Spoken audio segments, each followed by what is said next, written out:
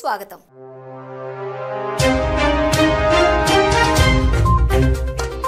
మునుగోడు ఉప ఎన్నికల ప్రచారంలో భాగంగా మర్రిగూడ మండలం దాముర భీమనపల్లి రాష్ట్రం వ్యవసాయ శాఖ మంత్రి సింగిరెడ్డి నిరంజన్ రెడ్డి ఎన్నికల ప్రచారం నిర్వహించారు. ఈ సందర్భంగా మంత్రి మాట్లాడుతూ తెలంగాణ ఏర్పడిన వెంటనే మిషన్ భగీరథ పథకంతో తాగునీటిని తెచ్చి బతుకుకు భరోసా ఇచ్చింది టీఆర్ఎస్ పార్టీ అని అన్నారు. ఉమ్మడి వరంగల్ జిల్లాలో మావోయిస్టులు చొరబడుతున్నారన్న నేపథ్యంలో ములుగు జిల్లా వెంకటాపురం పోలీస్ స్టేషన్ ఆవరణలో భద్రాద్రి, కొత్తగూడెం, ములుగు, మహబూబాబాద్, భూపాలపల్లి జిల్లా అధికారులతో డీజీపీ ఇంటెలిజెన్స్ ఐజీ ప్రభాకర్ సమీక్ష సమావేశం నిర్వహించారు. పవన్ కళ్యాణ్ వ్యాఖ్యలపై రేణిగుంట విమానాశ్రయంలో మాజీ మంత్రి, నెల్లూరు నగర శాసనసభ్యులు అనిల్ కుమార్ యాదవ్ ఫైర్ అయ్యారు. సినిమా డైలాగులు ఎక్కడ చెబితే ఎవరు ఊరుకోరని, నోరు అదుపులో పెట్టుకుని మాట్లాడితే బాగుంటుందని అన్నారు. గన్నవరం ఎయిర్పోర్ట్ లో బీజేపీ జాతీయ కార్యదర్శి, ఏపీ సహా incharge Sunil Deodhar, BJP chief Somu వీర్రాజులకు ఘన స్వాగతం పలికారు బీజేపీ శ్రేణులు.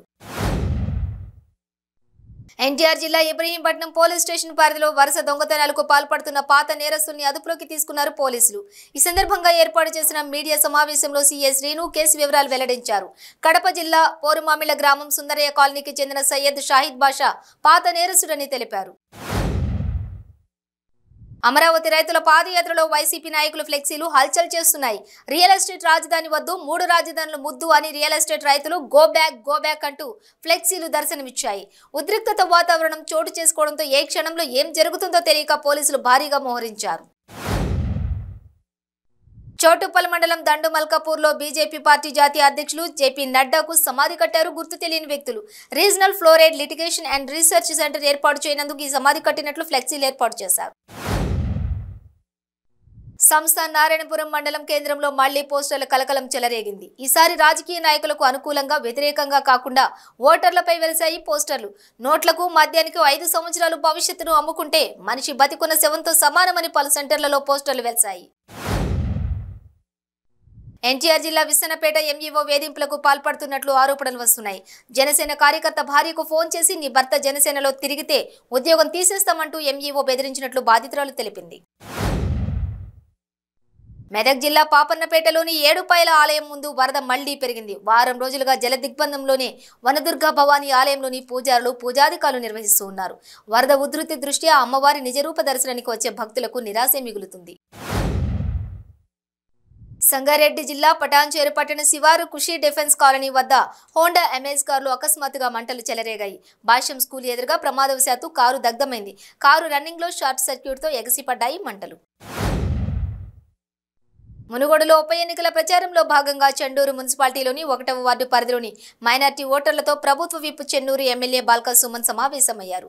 ఈ సందర్భంగా బాల్కా సుమన్ మాట్లాడుతూ ఉమ్మడి ఆంధ్రప్రదేశ్లో గడిచిన 10 ఏళ్లలో మైనార్టీ సంక్షేమం కోసం 2744 కోట్లు ఖర్చు చేసే తెరాస ప్రభుత్వం 8 ఏళ్ల పాలనలోనే 11,610 కోట్లు ఖర్చు చేసిందన్నారు.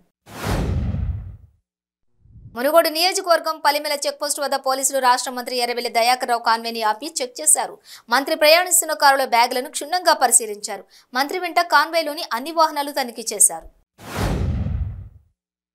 యాదాద్రి భువనగిరి జిల్లా మునుగోడు నియోజకవర్గం చోటుప్పల్ మండలంలోని దేవలమ్మ నాగారం గ్రామంలో మునుగోడు బీజేపీ అభ్యర్థి కోమటిరెడ్డి రాజగోపాల్ రెడ్డిని గెలిపించాలని ప్రచారం నిర్వహించారు సినీ నటి జీవిత రాజశేఖర్. ప్రచారానికి వచ్చిన సినీ నటి జీవిత రాజశేఖర్ కి మహిళలు ఘన స్వాగతం పలికారు. నగరంలోని గగన్ పహాడ్లో భారీ అగ్ని ప్రమాదం జరిగింది. గగన్ పహాడ్లోని కారాచి గోదాంలో తెల్లవారుజామున ఒక్కసారిగా మంటలు చెలరేగాయి. క్రమంగా అవి గోదాం మొత్తానికి వ్యాపించాయి. దీంతో భారీగా మంటలు ఎగిసిపడ్డాయి. ఆ ప్రాంతంలో పెద్ద ఎత్తున పొగలు అలుముకున్నాయి. అల్వాల్ పోలీస్ స్టేషన్ పరిధిలో అల్వాల్ హిల్స్ రోడ్ నెంబర్ 2లో ఇంట్లోకి చొరబడ్డ గుర్తు తెలియని వ్యక్తులు కౌసల్య చౌదరి అనే మహిళపై విచక్షణ రహితంగా దాడికి పాల్పడ్డారు. తీవ్ర గాయాలైన బాధితురాలిని ఆసుపత్రికి తరలించారు స్థానికులు. ఎర్రచంద్రం అక్రమ నిరోధక టాస్క్ ఫోర్స్ ఎస్పీ మేడ సుందర్రావు, అటవీ శాఖ పీసీసీఎఫ్ బీకే సింగ్ తో మామండూరు గెస్ట్ హౌస్ లో సమావేశమయ్యారు. వీరు ఎర్రచంద్రం అక్రమ నిరోధక చర్యల గురించి చర్చించారు. అధికారంలో ఉండగా రైతులను ఏమాత్రం పట్టించుకొని చంద్రబాబు పల్నాడు జిల్లాలో పంట పొలాల పరిశీలన ఏ ముఖం పెట్టుకుని చేస్తున్నారంటూ మంత్రి విడుదల రజని అసహనం వ్యక్తం చేశారు. రైతులకు రుణమాఫీ చేస్తారని హామీ ఇచ్చి రైతులను మోసం చేసిన చరిత్ర చంద్రబాబుదని మంత్రి విడుదల రజని చంద్రబాబును టార్గెట్ చేశారు. కర్నూలు జిల్లా కోడుమూరులో టీడీపీ నాయకుడు సిద్దన్నను హత్య చేసిన నిందితులను కఠినంగా శిక్షించాలని మాజీ ఎమ్మెల్యే కోట్ల సుజాతమ్మ పోలీసులను కోరారు. కున్నూరు సిద్దన్న హత్య విషయం తెలుసుకున్న కోట్ల సుజాతమ్మ కోడుమూరు ప్రభుత్వ ఆసుపత్రికి చేరుకున్నారు. గుంటూరు జిల్లా ప్రతిపాడు మండలం తొమ్మలపాలెం గ్రామంలో జాతీయ రహదారిపై ఎంటీ ట్యాంక్ పేలి వ్యక్తి మృతి చెందిన ఘటన చోటు చేసుకుంది. పోలీసుల వివరాల ప్రకారం మృతి చెందిన వ్యక్తి విశాఖ జిల్లా గాజువాక శ్రీనగర్కు చెందిన పేరేచెర్ల బుచ్చిబాబు అని గుర్తించామని, సంఘటనకు సంబంధించిన పూర్తి వివరాలు ఇంకా తెలియాల్సి ఉందని తెలిపారు. జీవీఎంసీ డంపింగ్ వ్యాన్ సిబ్బందిని జెడ్సీ రాము దుర్భాషలాడడంతో సిబ్బంది ఆందోళనకు దిగారు. గతంలోనూ జెడ్సీ బోడేపల్లి రాము సిబ్బందిపై చేసుకున్నారని ఆరోపిస్తున్నారు.